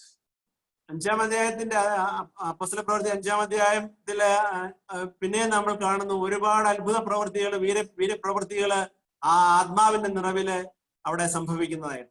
Apostle 5:17 to 26, all of them are put in prison, and the angel comes and releases them. What a supernatural event! It's almost like it's happening every day. 5-ാം അധ്യായത്തിന്റെ 17-26 വാക്യത്തിലെ ശിഷ്യന്മാരെ ജയിലിൽ അടയ്ക്കപ്പെട്ട് തടങ്കലിലാവുന്നവരെ ദൂതന്മാര് വന്ന് വിടുവിക്കുന്നതായ വലിയ അത്ഭുതം അവിടെ സംഭവിക്കുന്നതായിട്ട് നാം കാണും. അതൊരു സാധാരണ കാര്യം പോലെയാണ് അവിടെ സംഭവിക്കുന്നത്. Philip in Samaria, amazing miracles are happening. ശമരിയയിലെ ഫിലിപ്പിന്റെ കാര്യം എടുക്കുമ്പോൾ തന്നിലൂടെയും ഒരുപാട് അത്ഭുതങ്ങൾ അവിടെ സംഭവിക്കുന്നു. After he deals with the Ethiopian eunuch, he gets caught up by the Spirit. He's just caught up, and we don't know. He's just carried away. അവിടെ എത്യോപ്യക്കാരനായ ഷണ്ടനുമായിട്ടുള്ള ആ dialogue, അവിടെ ആ സംഭാഷണ മധ്യേ അവിടെ സംഭവിക്കുന്ന അത്ഭുതകരമായ പരിശുദ്ധാത്മാ നിറവും അതിലൂടെ സംഭവിക്കുന്ന ആ മാനസാന്തരത്തിന്റെ ദൃഷ്ടാന്തങ്ങളും നമുക്ക് അവിടെ കാണാൻ സാധിക്കും. He gets caught. Philip actually is lifted from that place, transported, bit like what the Star Wars people or movies would talk of. Philip is actually from one place, he's lifted and moved to another town, he was near Jerusalem, but he's moved to a town near Gaza, the present day Gaza of Palestinians. He's moved in the spirit, in the air, he's moved. It's amazing. അവിടെ സംഭവിക്കുന്ന Philip അവിടെ ഒരു സ്ഥലത്തു നിന്ന് മറ്റൊരു സ്ഥലത്തേക്ക് പെട്ടെന്ന് മാറ്റപ്പെടുന്നതായിട്ടാണ്. അന്തരീക്ഷത്തിലൂടെ പറന്നുപോയി ഒരു ഞൊടിയിടയ്ക്ക് ഉള്ളില് വേറെ സ്ഥലത്ത് തന്നെ സ്വയം കണ്ടെത്തുകയാണ് ചെയ്യുന്നത്. അതുപോലെ ഒരു അതീന്ദ്രിയമായ ഒരു അനുഭവത്തിലൂടെ ഫിലിപ്പ് കടന്നു പോകുന്നതായിട്ട് നമുക്ക് കാണാം. In chapter 4:9, Peter heals Aeneas and Tabitha. Amazing miracles. 4-ാം അധ്യായത്തിൽ തന്നെ നമ്മൾ അതുപോലെ ഈ തബിത്തായും അനനിയാസിനെയും സൗഖ്യപ്പെടുത്തുന്ന കാര്യം നാം കാണാം. They didn't lead normal lives. ഇവരൊക്കെ സാധാരണ ജീവിതം നയിക്കുന്നവരെ. In Stephen, in chapter 7 verse 55, he sees heaven open and he looks into heaven and sees Jesus standing there.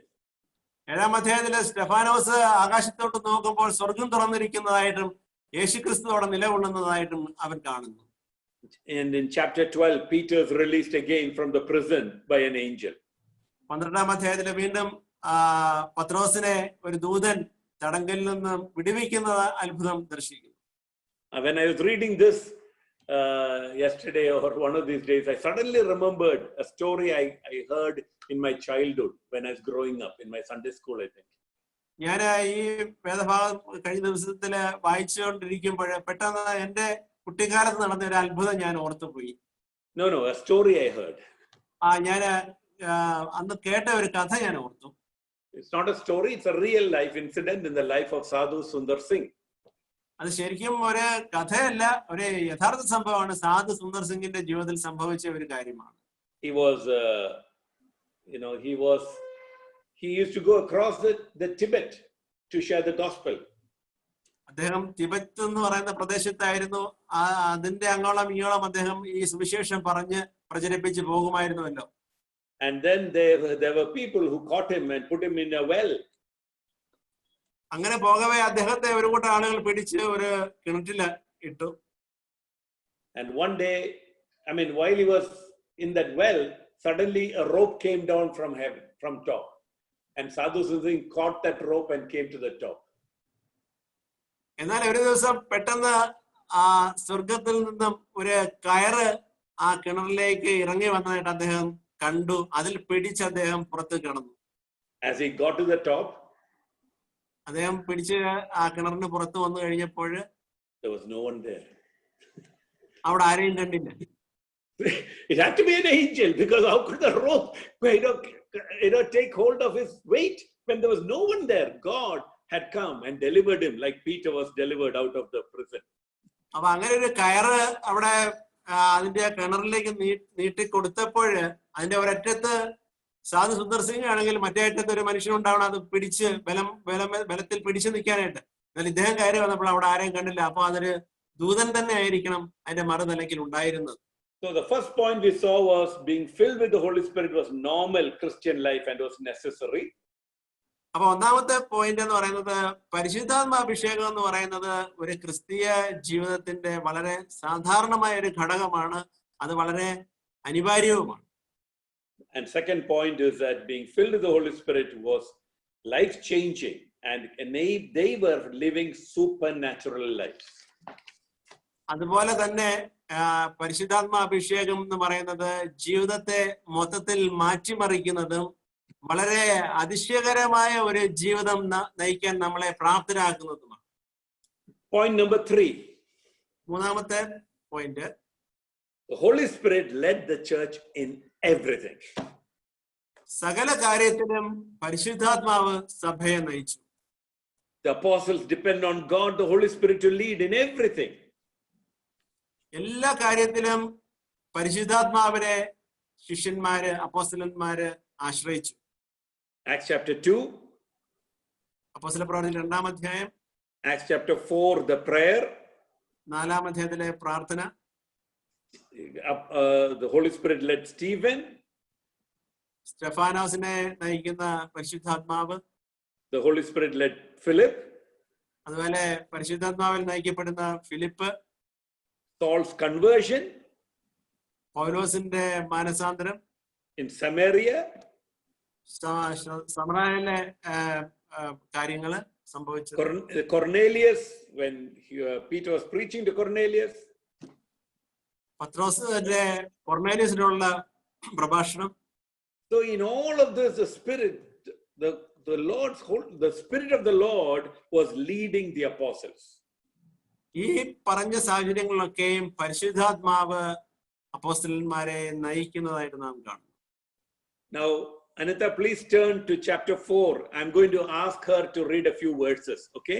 Stalin, let Anita read. And so, kore verses vaikkanam. Chapter 4, verse 8.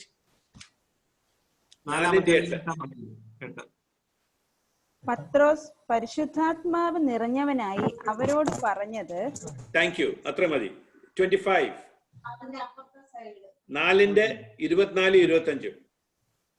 അത് കേട്ടിട്ട് അവർ ഒരുമനപ്പെട്ട് ദൈവത്തോട് നിലവിളിച്ചു പറഞ്ഞത്, ആകാശവും ഭൂമിയും സമുദ്രവും അവയിലുള്ള സകലവും ഉണ്ടാക്കിയ നാഥനെ ജാതികൾ കലഹിക്കുന്നതും വംശങ്ങൾ വ്യർത്ഥമായത് നിരൂപിക്കുന്നതും എന്ത്? ഓക്കെ, അത് മുമ്പോട്ട് വായിച്ചാൽ 26 വരെ. ഭൂമിയിലെ രാജാക്കന്മാർ അണിനിരക്കുകയും അധിപതികൾ കർത്താവിന് വിരോധമായും അവന്റെ അഭിഷിക്തന് വിരോധമായും ഒന്നിച്ചു കൂടുകയും ചെയ്തിരിക്കുന്നു എന്ന് നിന്റെ ദാസനായ ദാവീദ് മുഖാന്തരം പരിശുദ്ധാത്മാവിനാൽ അരുളി ചെയ്തവനെ. Okay, so avideയും there is to do with the Holy Spirit.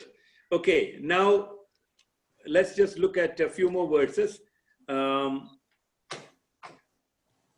When we look at chapter 4 verse 25, okay, 4 verse 31.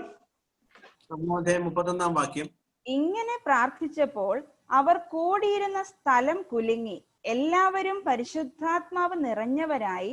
Okay, chapter 5, 5-ാം അധ്യായം 3-ാം വാക്യം.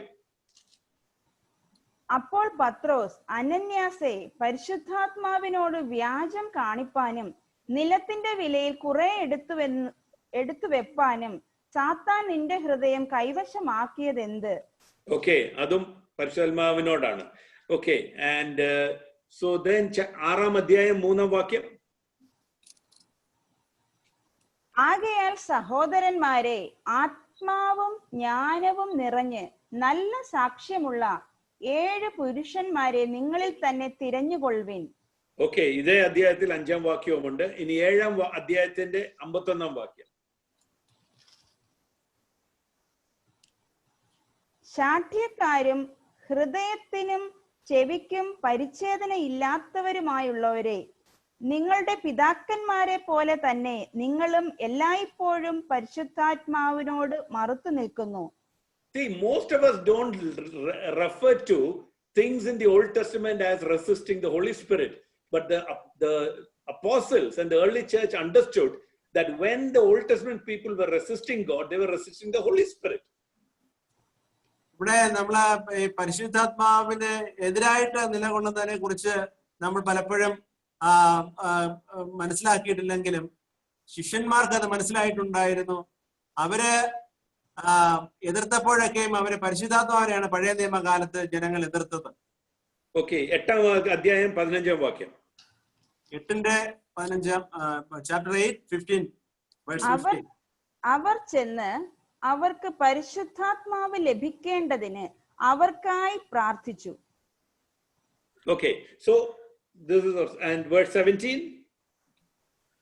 അവർ അവരുടെ മേൽ കൈ വച്ചപ്പോൾ അവർക്ക് പരിശുദ്ധാത്മാവ് ലഭിച്ചു. Okay, 19. ഞാൻ ഒരുത്തന്റെ മേൽ കൈ വച്ചാൽ അവന് പരിശുദ്ധാത്മാവ് ലഭിപ്പാൻ തക്കവണ്ണം ഈ അധികാരം എനിക്കും തരേണം എന്ന് പറഞ്ഞു. You see, chapter 9 verse 17. അങ്ങനെ അനന്യാസ് ആ വീട്ടിൽ ചെന്ന് അവന്റെ മേൽ കൈവച്ചു. ശൗലേ, സഹോദര, നീ കാഴ്ച പ്രാപിച്ച് പരിശുദ്ധാത്മ പൂർണ്ണനാകേണ്ടതിന് നീ വന്ന വഴിയിൽ നിനക്ക് പ്രത്യക്ഷനായ യേശു എന്ന കർത്താവ് എന്നെ അയച്ചിരിക്കുന്നു എന്ന് പറഞ്ഞു. 31. അങ്ങനെ യഹൂദ്യ, ഗലീല, ശമരിയ എന്നീ ദേശങ്ങളിലൊക്കെയും സഭയ്ക്ക് സമാധാനമുണ്ടായി. അത് ആത്മീക വർധന പ്രാപിച്ചും കർത്താവിനോടുള്ള ഭക്തിയിലും പരിശുദ്ധാത്മാവിന്റെ പ്രബോധനയിലും നടന്നും പെരുകിക്കൊണ്ടിരുന്നു. Okay, Anita, just 1 minute. Okay, let me explain something. So what we find here is, if you just open the Bible and keep on reading it, I've just looked at a few chapters, you will find that constantly the Holy Spirit is on their mind. They refer to the Holy Spirit. The Holy Spirit is leading them. The Holy Spirit is guiding them. When the Jews are opposing, they understand this is opposing the Holy Spirit. The apostles were constantly understanding the church was being led by the Holy Spirit. നമ്മളെ ശിഷ്യന്മാരുടെ ഈ കാര്യങ്ങളെ കുറിച്ച് ഇവിടെ വായിച്ചു കേട്ടത് നമുക്ക് മനസ്സിലാവുന്ന ഒരു കാര്യം, ആ ശിഷ്യന്മാര് തുടർമാനമായിട്ട് പരിശുദ്ധാത്മാവിൽ ആശ്രയിച്ച് മുന്നോട്ട് പോയി. കാരണം അവർക്ക് ഒരു കാര്യത്തിൽ ഉത്തമമായ ബോധ്യമുണ്ടായിരുന്നു. സഭയുടെ എല്ലാ കാര്യങ്ങളിലും പരിശുദ്ധാത്മാവാണ് അത് നയിക്കുന്നത്, പരിശുദ്ധാത്മാവാണ് തങ്ങളെ ശക്തീകരിക്കുന്നത്, പരിശുദ്ധാത്മാവാണ് തങ്ങളെ വഴി നടത്തുന്നതെന്ന് അവർക്ക് ആ ഉത്തമ ബോധ്യമുണ്ടായിരുന്നു. They set out for the first missionary journey also because the Holy Spirit told them in chapter 13, verse 1 to 3. അവർ ആദ്യത്തെ മിഷണറിയെ തന്നെ വിടുന്നത് പരിശുദ്ധാത്മാവ് അവരോട് ആവശ്യപ്പെട്ടതിന് ശേഷമാണ്. So they come back and they start the second missionary journey. പിന്നീട് അവരുടെ രണ്ടാമത്തെ യാത്ര ആരംഭിക്കുന്നതും ഇതുപോലെ പരിശുദ്ധാത്മാവിന്റെ നിറവിൽ തന്നെയാണ്. Okay, Anita, chapter 16, 16, 6 മുതൽ 9 വരെ.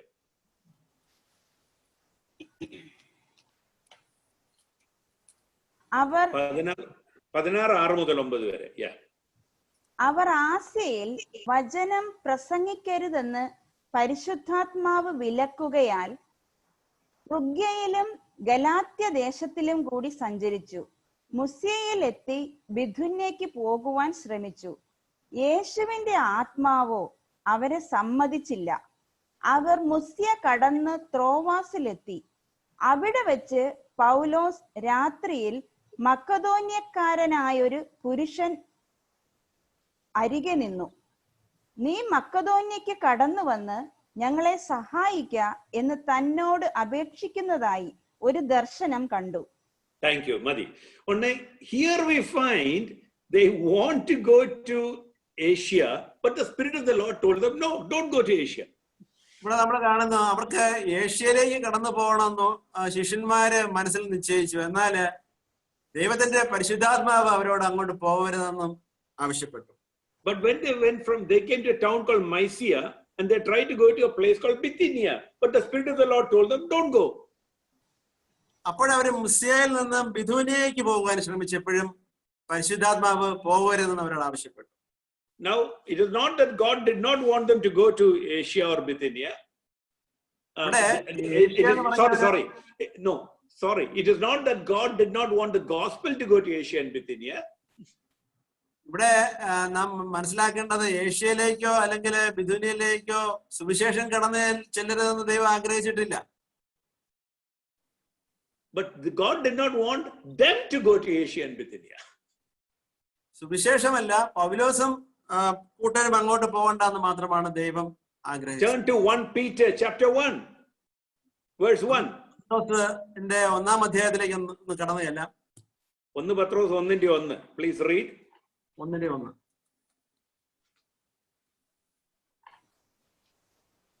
യേശുക്രിസ്തുവിന്റെ അപ്പോസ്തലനായ പത്രോസ് പെന്തോസിലും ഗലാത്യയിലും കപ്പദോക്യയിലും ആസ്യയിലും ബിഥുന്യയിലും ചിതറിപ്പാർക്കുന്ന പരദേശികളും പിതാവ്. Thank you. So here we find there are believers in Asia and Bithynia by now.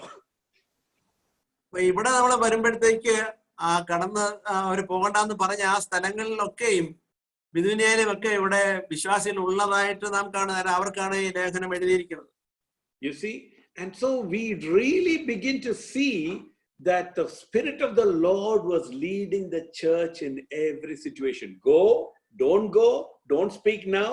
Maybe the Lord has his own reason. Everything we think may not be exactly, what needs to be spoken. ഇവിടെ നമ്മൾ കാണുന്നുണ്ട്, ഇവിടെ പരിശുദ്ധാത്മാവിന്റെ അനുദിനമായ നടത്തിപ്പ്, അവരെങ്ങോട്ട് പോകണം എങ്ങോട്ട് പോകണ്ട, നമ്മളിപ്പോ പറയാ അവരുടെ റൂട്ട് മാപ്പ് പരിശുദ്ധാത്മാവാണ് നിശ്ചയിക്കുന്നത്. You see, in Acts chapter 8, we find that the angel of the Lord tells Philip, you go to the road towards Gaza, which is actually the road to Gaza is actually the road which was leading to a desert. അവിടെ 8-ാം അധ്യായത്തിൽ അപ്പോസ്തലപ്രവൃത്തി 8-ാം അധ്യായത്തിൽ അവിടെ ഫിലിപ്പിനോട് ദൂതൻ പറയുകയാണ്, 26-ാം വാക്യത്തില് പറയുകയാണ്, നീ ഗാസയിലേക്കുള്ള റോഡിലേക്ക് പോകുക, അതിലേ പോകുക എന്ന് പറയുന്നത്. അത് യഥാർത്ഥത്തിൽ അത് മരുഭൂമിയിലേക്ക് നയിക്കുന്ന റോഡാണ് അത്. Now you may say, why should an evangelist go to, evangelist should go to people. But God had a purpose. The Ethiopian eunuch was going to come that way. He will guide. Sometimes it doesn't. നമ്മുടെ സാധാരണ ബുദ്ധിയിൽ നമ്മൾ ഓർക്കും, എന്തിനാണ് ഒരു സുവിശേഷ പ്രവർത്തനത്തിനായിട്ട് ഇറങ്ങി പുറപ്പെട്ട ആള് ജനവാസമില്ലാത്ത ഒരു മരുഭൂമിയിലേക്ക് പോകാനായിട്ട് ദൈവം ആവശ്യപ്പെടുന്നത്. പക്ഷെ എന്താണ് സംഭവിച്ചത് പിന്നീട് നമുക്ക് മനസ്സിലാകുന്നു, അതുവഴിയാണ് എത്യോപ്യക്കാരനായ ഷണ്ടൻ വരുന്നത്. the church was open to the leading of the Holy Spirit, and the Holy Spirit led the church in everything. സഭയിലെ ഉടനീളം പരിശുദ്ധാത്മാവാണ് അതിനെ മുന്നോട്ട് നയിക്കുന്നത് എന്നുള്ളതിന്റെ നിരവധി ദൃഷ്ടാന്തങ്ങൾ നമ്മൾ ഇപ്പോൾ കണ്ടു. Paul appointed overseers in churches. In Ephesus, Paul appointed elders. എഫെസ്യർക്കുള്ള ലേഖനത്തില് പൗലോസ് സഭയിലെ മൂപ്പന്മാരെ നിയമിക്കുന്നു. But in chapter 20, verse 28, he says, the Holy Spirit made you overseer over the flock. Everything was done by the Spirit of God, according to understanding of apostles. എന്നാൽ സകലത്തിന് മേലെ ഉള്ള ആ മൂപ്പൻ എന്ന് പറയുന്നത്, അതിന്റെ മേൽനോട്ടം എന്ന് പറയുന്നത് അത് പരിശുദ്ധാത്മാവ് തന്നെയാണ്. പരിശുദ്ധാത്മാവാണ് എല്ലാ കാര്യത്തിലും സഭയെ നയിക്കുന്നത്. അപ്പോസ്തല പ്രവൃത്തികൾ 20:28 ഒന്ന് വായിച്ചാട്ടെ, 20:28.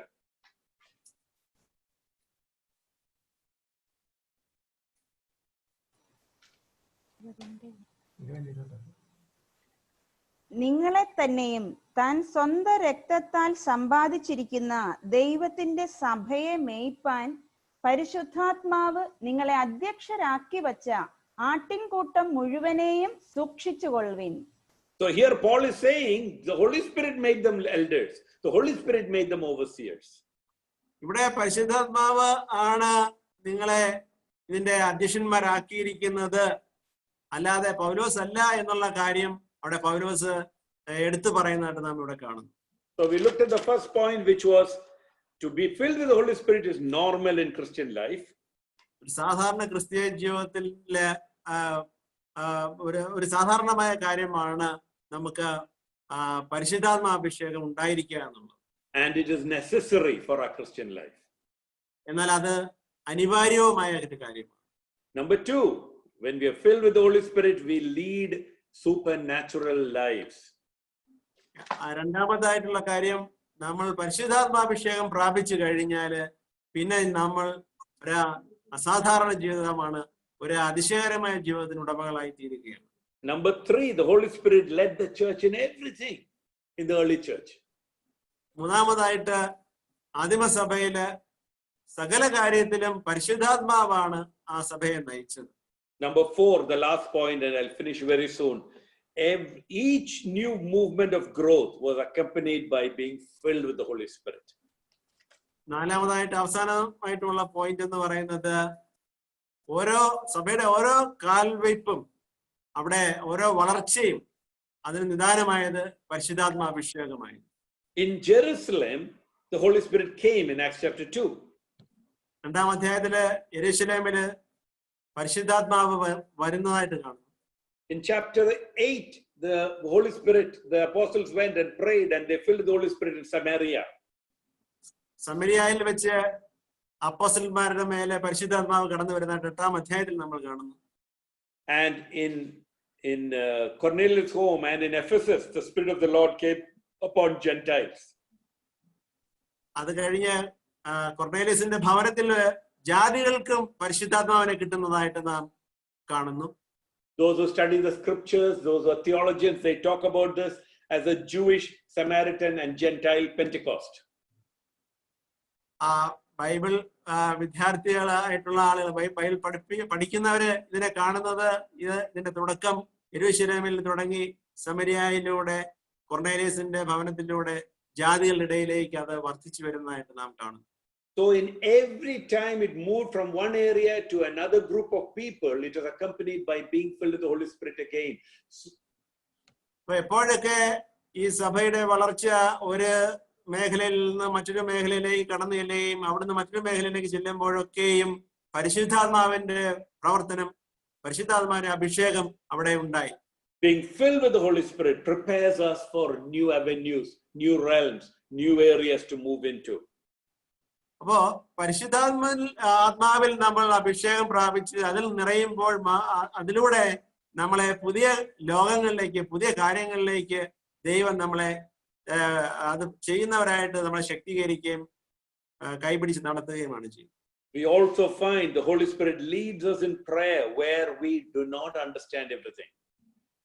ഇവിടെ മാത്രമല്ല, പ്രാർത്ഥനയിലും നമുക്ക് അറിയാൻ വയ്യാത്ത കാര്യങ്ങളെ കുറിച്ചും നാം പ്രാർത്ഥിക്കുവാനായിട്ട് നമുക്ക് പരിശുദ്ധാത്മാവിനെയാണ് ദൈവം സഹായകനായിട്ട് In തന്നത്. Romans 8, we read about this, and I'm not going to take time to explain this. We don't understand, it says in Romans 8, but the Spirit enables us to pray in ways which we do not understand. റോമർക്കുള്ള ലേഖനം 8-ാം അധ്യായത്തിൽ ഇങ്ങനെ വായിക്കുന്നില്ല, നമുക്ക് ഉച്ചരിക്കാനാവാത്ത കാര്യങ്ങളെ കുറിച്ചും പ്രാർത്ഥിക്കുവാനായിട്ട് പരിശുദ്ധാത്മാവിൽ നമ്മളെ ദൈവം പ്രാപ്തരാക്കും. Some scholars believe this as a link with tongues. That's what I talked about earlier. Prayer in a deeper way. പണ്ഡിതന്മാർ ഇതിനെ സംബന്ധിച്ച് അത് നമ്മുടെ അന്യഭാഷ വരത്തോടാണ് ഇതിനെ അവര് ബന്ധപ്പെടുത്തുന്നത്. അതാണ് ഇവിടുത്തെ സൂചന എന്നാണ് അവരുടെ അഭിപ്രായം. So now we are going to close. What is our response? അപ്പൊ നമ്മള് ഇത് അവസാനിപ്പിക്കുമ്പോൾ എനിക്ക് നിങ്ങളോട് ചോദിക്കാനുള്ളത്, ഇതിനോട് നമ്മൾ എങ്ങനെയാണ് പ്രതികരിക്കുന്നത്? You see, we need to have an attitude and a desire and a hunger and thirst that says, Lord, I need to be continually filled with the Spirit of the living God. നമുക്ക് വേണ്ട ഒരു മനോഭാവം എന്നത്, നമുക്കൊരു ദാഹം വേണം, ഒരു ആഗ്രഹം വേണം, തീവ്രമായിട്ടൊരു അഭിലാഷം വേണം. അതായത് എനിക്ക് ദൈവമേ നിന്റെ പരിശുദ്ധാത്മാവിന്റെ അഭിഷേകം, നിറവ് എനിക്ക് അനുദിനം എന്റെ ജീവിതത്തിൽ സംഭവിക്കണം എന്നുള്ള I want to read a verse which in the Malayalam Bible is not explained properly, and so many people don't understand this, and I want to read this and explain this because it gives you an understanding of the heart of God. Malayalam ബൈബിളിൽ നിന്നും ശരിയായി നമുക്ക് മനസ്സിലാക്കാൻ സാധിക്കാത്ത ഒരു വേദഭാഗം വായിച്ച് അതൊന്ന് വിശദീകരിക്കണമെന്ന് ഞാനിപ്പോൾ ആഗ്രഹിക്കുകയാണ്. James 4:5, യാക്കോബ് 4:5. അത് 4:4-5 ഒന്ന് വായിക്കാമോ? യാക്കോബ് 4:4-5 മലയാളത്തിൽ.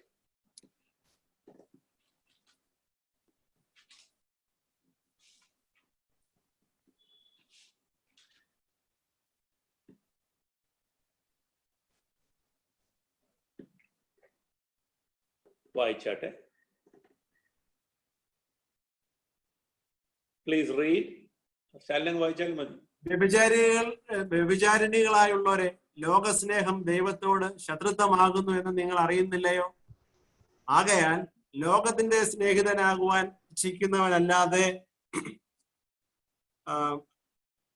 ഇച്ഛിക്കുന്നവനെല്ലാം ദൈവത്തിന്റെ ശത്രുവായി തീരുന്നു. അല്ലെങ്കിൽ തിരുവെഴുത്ത് വെറുതെ സംസാരിക്കുന്നു എന്ന് തോന്നുന്നുവോ? അവൻ നമ്മിൽ വസിക്കുമാറാക്കിയ ആത്മാവ് അസൂയയ്ക്കായി കാംക്ഷിക്കുന്നുവോ? Okay. There are some people who have come and told me again and again they didn't understand what this verse is. നമ്മുടെ ഇടയിൽപ്പെട്ട ചില ആളുകൾ എന്നോട് ഇത് വന്ന് മനസ്സിലാകുന്നില്ല, ഈ വചനങ്ങൾ എന്താ പറയുന്നത്, എനിക്ക് മനസ്സിലാകുന്നില്ല എന്ന് പറഞ്ഞിട്ടുണ്ട് എന്നോട്. But the English is more clearer. പക്ഷെ ഇംഗ്ലീഷില് ഇത് കുറെ കൂടി വ്യക്തമാണ്. In verse 4 is saying you should not be in friendly with the world. You should not have a place where the sin and the enemy has a place in your life. 4-ാം വാക്യത്തിൽ പറയുന്നത് നമ്മള് ശത്രുവിന് നമ്മുടെ ജീവിതത്തിൽ ഒരു സ്ഥാനം കൊടുക്കുവാൻ പാടില്ല. And verse 5 then says, 5-ൽ ഇങ്ങനെ പറയുന്നു, he jealously desires the spirit which he has made to dwell in us. Stanley adu translate cheyadu vaayikirudhu. He jealously desires the spirit he has made to dwell in us. ദൈവം തന്റെ ആത്മാവ് നമ്മിൽ വസിക്കണമെന്ന് വളരെയേറെ ആഗ്രഹിക്കുന്നു. അതല്ല. Okay, let me explain it. നമ്മളിൽ വസിക്കുമാറാക്കിയ ആത്മാവുമായിട്ട് അടുത്ത ബന്ധത്തിലാകുവാൻ ദൈവം തീവ്രമായി ആഗ്രഹിക്കുന്നു. He jealously desires to fellowship with the spirit he has made to dwell in us. That is a proper translation, and Malayalam is not clear. ഒന്ന് വായിക്കട്ടെ, വേറൊരു ട്രാൻസ്ലേഷൻ ഉണ്ട്. വായിച്ചാട്ടെ. ദൈവത്തെ ത്യജിച്ച അവിശ്വസ്തരെ, ലോകസ്നേഹം ദൈവത്തോടുള്ള ശത്രുത്വമാണെന്ന് നിങ്ങൾ അറിയുന്നില്ലേ? അതിനാൽ ലോകത്തിന്റെ സ്നേഹിതനാകാൻ ആഗ്രഹിക്കുന്നവൻ ദൈവത്തിന്റെ ശത്രുവായി തീരുന്നു. ദൈവം നമ്മിൽ നിവസിപ്പിച്ചിരിക്കുന്ന ആത്മാവിന്റെ വാഞ്ച അതിതീക്ഷ്ണമാണ് എന്ന തിരുവെഴുത്ത് വ്യർത്ഥമെന്ന് ഇല്ല ഇല്ല അനിത, അത് അങ്ങനല്ല. ദൈവം നമ്മളിൽ വസിക്കുമാറാക്കിയ ആത്മാവിന്റെ വാഞ്ചയല്ല. ഒറിജിനൽ വേർഡ് ഇതാണ്, ദൈവത്തിന്റെ വാഞ്ച is that he may fellowship with the spirit he has put in us. ദൈവത്തിന്റെ വാഞ്ച, the desire of God is that he may fellowship with the spirit he has put within us. This is something going very deep when we're thinking of being filled with the spirit. The desire of God is that he fellowships with his people in whom he has put his spirit so that he can fellowship with us. നമ്മളുമായിട്ടുള്ള കൂട്ടായ്മയിൽ ആയിരിക്കാനായിട്ട് ദൈവം ആഗ്രഹിക്കുന്നുണ്ട്. അതിനായിട്ട് അവൻ നമ്മിൽ തന്നതായ ആത്മാവുമായിട്ട് കൂട്ടായ്മയിൽ ഇരിക്കണം എന്നുള്ളതാണ് അവന്റെ ഏറ്റവും വലിയ ആഗ്രഹം. അപ്പൊ നമ്മൾ മറ്റ് ലോകവുമായിട്ട് കൂട്ടായ്മയിലാകുന്നത് ദൈവം ഇഷ്ടപ്പെടുന്നില്ല. You see, the being filled with the Holy Spirit is another avenue where we can have that deep relationship with the Father. Talk, I don't have time, otherwise, I'll go to Romans 8 and explain. But, that whole, relationship that goes so deep that we actually walk with him in such intimate relationship. ആത്മാവിൽ നിറഞ്ഞവരായി തീരുക എന്ന് പറയുമ്പോൾ അവിടെ അതിലൂടെ നമുക്ക് ലഭിക്കുന്നതെന്ന് പറയുന്നത് പിതാവായ ദൈവവുമായിട്ട് ഉള്ള ആ വളരെയേറെ അടുത്ത ഒരു ഹൃദയബന്ധം അവിടെ സാധ്യമാക്കുന്ന ഒരു കാര്യമാണ്. അതിലേക്ക് ചെന്നെത്താനുള്ള ഒരു മുഖാന്തരമായിട്ടാണ് ആ ആത്മാവിന്റെ അഭിഷേകം നമുക്ക് അവിടെ